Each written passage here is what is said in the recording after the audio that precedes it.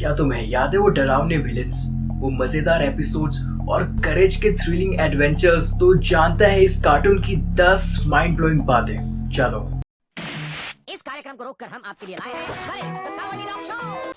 बात नंबर 1, करेज का घर। याद है उस वीरान और बंजर जमीन पर एक अकेला घर?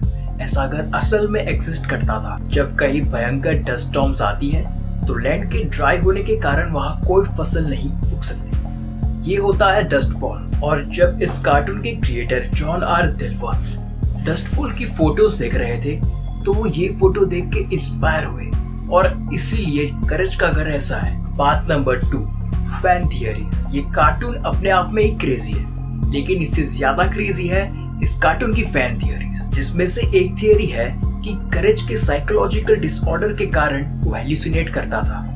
सारे डरावने मॉन्स्टर्स उसके दिमाग में थे और रियलिटी में नहीं। जबकि एक और फैन थियरी है कि करेज अपने बुजुर्ग मालिकों के साथ पोस्ट एपोकलिप्टिक वर्ल्ड में रहता था, जहाँ न्यूक्लियर फॉलआउट के बाद पूरी दुनिया तबाह हो गई थी और बस ये 3 सर्वाइवर थे। बात नंबर 3, करेज और स्कूबी।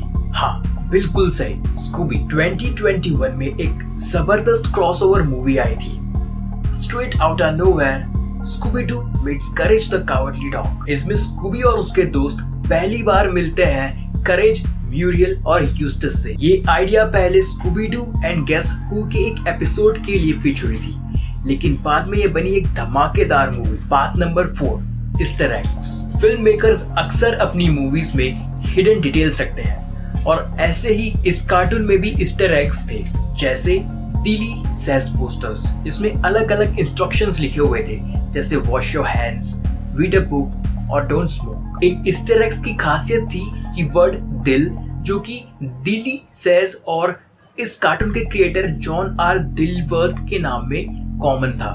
बात number 5, chicken from outer space. Courage the cowardly dog की शुरुआत हुई थी एक 7 मिनट की एनिमेटेड शॉर्ट फिल्म के रूप में। जॉन ने इस शॉर्ट फिल्म को हैना-बारबेरा स्टूडियोज के साथ मिलकर बनाया था और कार्टून नेटवर्क ने इसे स्पॉन्सर किया था। 1996 में कार्टून नेटवर्क ने इसे एक वर्ल्ड प्रीमियर टून्स के एपिसोड के रूप में इंट्रोड्यूस किया। इस शॉर्ट फिल्म ने इस कार्टून सीरीज के लिए एक पायलट का काम किया। पायलट एपिसोड एक नई सीरीज को इंट्रोड्यूस करने और उसे टेस्ट करने के लिए बनाते हैं। बात नंबर 6, ऑस्कर।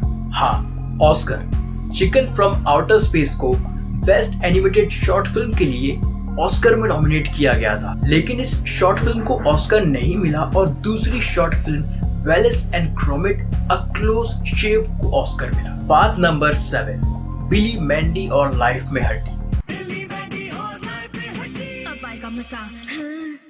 नहीं, इसका कोई लेना देना नहीं है करेज से, लेकिन इसके क्रिएटर का लेना देना है। मैक्सवेल एटम्स को पहले अप्रोच किया गया था स्कूबी और करेज की क्रॉसओवर मूवी को डायरेक्ट करने के लिए, लेकिन उन्होंने इस ऑफर को डिक्लाइन कर दिया क्योंकि करेज द कावर्डली डॉग के क्रिएटर जॉन इस मूवी में इन्वॉल्व नहीं थे। बात नंबर 8, एमटीवी के show smart talk with resin के पायलट एपिसोड के लिए जॉन ने एक कैरेक्टर बनाया था, हैमिल्टन, जो बाद में जाके करेज बना। बात number 9, unique sound elements. John ने प्रीमेड साउंड इफेक्ट्स और बैकग्राउंड म्यूजिक को अवॉइड करके नए साउंड एलिमेंट्स क्रिएट करवाए और प्रोडक्शन क्रू ने पहले ना सुने गए साउंड एलिमेंट्स को क्रिएट किया। बात नंबर 10, प्रीक्वल। 2018 में जॉन ने कहा कि बिफोर करेज के नाम से करेज द कावर्डली डॉग का एक प्रीक्वल आ सकता है, लेकिन 2022 में उन्होंने बताया कि ये प्रोजेक्ट ड्रॉप हो चुका है। करेज द कावर्डली डॉग, जिस कार्टून ने हमारे बचपन को फन बनाया था, उसके बारे में ये थी 10 माइंड ब्लोइंग और कुछ फैसिनेटिंग बातें। तुम लास्ट तक रुके हो तो ये है एक एक्स्ट्रा बात तुम्हारे लिए। एक्स्ट्रा बात, लेट सन। एक फैन थियरी है कि म्यूरियल और यूस्टस का एक बेटा था जो नहीं रहा, तो म्यूरियल ने अपने बेटे के ना होने की वॉइड को फील करने के लिए करेज को अडॉप्ट किया। Bye 3, 2, 1 start. क्या तुम्हें याद है वो डरावने विलेंस?